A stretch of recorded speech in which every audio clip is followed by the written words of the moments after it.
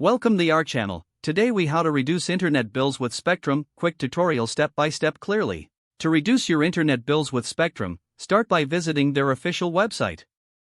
Log into your account using your username and password. Once logged in, navigate to the plan section.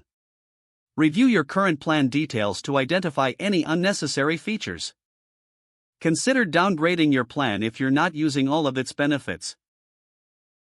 Look for any promotional offers that may apply to new or existing customers. Contact customer service directly for personalized assistance.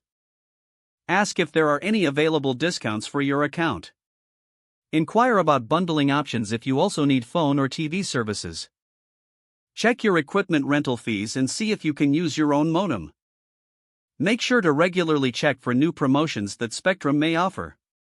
If you're in a contract, ask about options for early termination or plan changes. Consider negotiating your bill if you are thinking of switching providers. Keep track of your changes to ensure you're receiving the best deal. Review your internet usage to understand your needs better.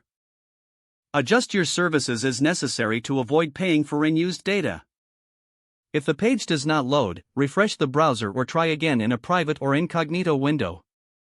Make sure you are using the correct email address, then retype it carefully to avoid small typos.